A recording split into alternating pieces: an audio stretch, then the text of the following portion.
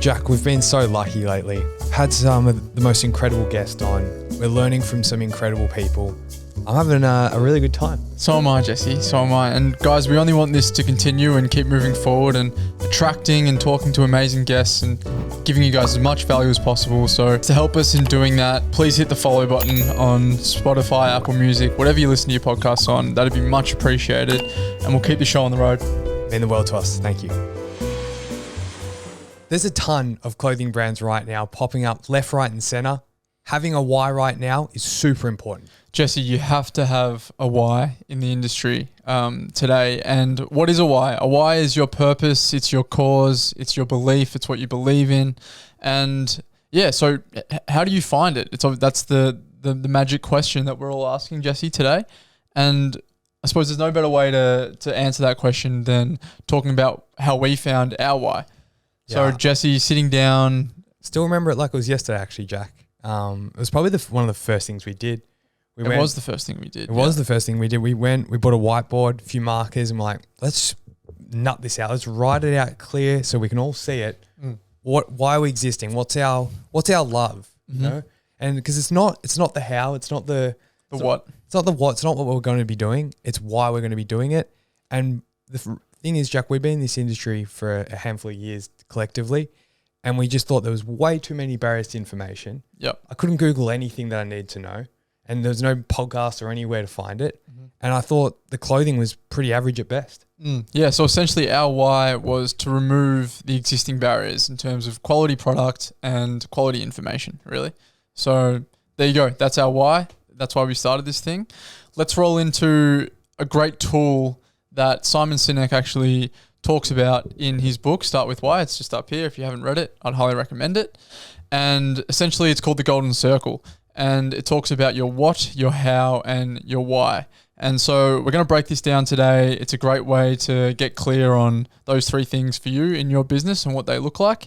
And so we're going to use Apple today as the case study, as it's a well-known brand and everyone, can relate and knows Apple and probably use their products. So let's jump in.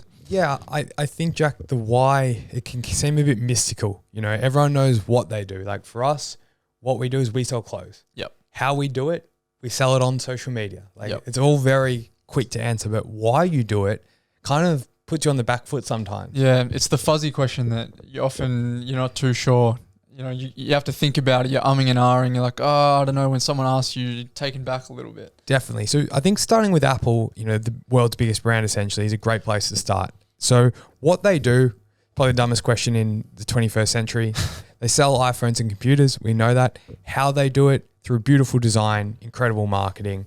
So again, very straightforward, but it's why they do it. Jack, they challenge the status quo, don't they? They do, yeah. So their why is to challenge the status quo, to think differently. And you can obviously see that with all the products that they bring out.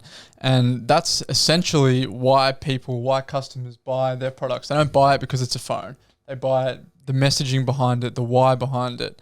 And so that's essentially like the bedrock of every business, every person as well. Yeah, 100%. I feel like people literally buy Apple just for the look. Majority of people would never know the specs or how many gigs of data or storage. I don't even know. Me personally, I think I'm one of those people. I just buy it for the look.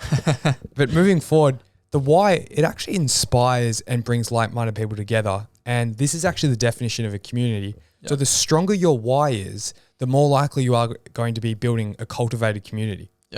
Yeah, well, Jesse, there's a famous saying, and Simon says it a lot in his book and in his work, and it's people don't buy what you do, they buy why you do it. Yeah, that's probably the most important sentence you'll hear us say today. I'm going to repeat that. People don't buy what you do, they buy why you do it. You almost mixed them up there, didn't you? I did, yeah. I'm glad I didn't. I just caught myself.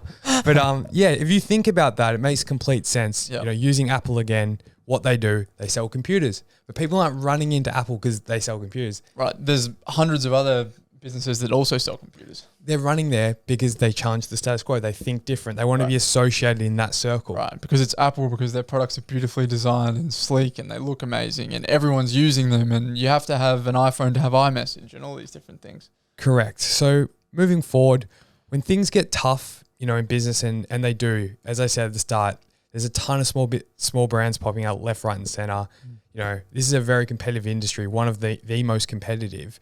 that is when it's most imperative you know your why, because that's what you're going to fall back on. It is literally your bedrock. Yeah. I mean, running a business is a roller coaster, and you're going to go through so many ups and downs, and your why is going to be what you fall back on when things do get tough. And for us, it's definitely, been a source of strength for us in tough times, on our journey so far too. We do it all the time. We'll go through tough patches, maybe we won't make a bunch of sales for a while, or, the podcast might be getting a little slow here and there. And we go like, why are we doing this? And we go, because we've got to remove the barriers that were there before us. Yeah.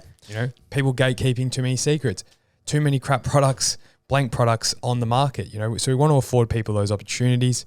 So guys, in conclusion, if you have a why, awesome, revisit it.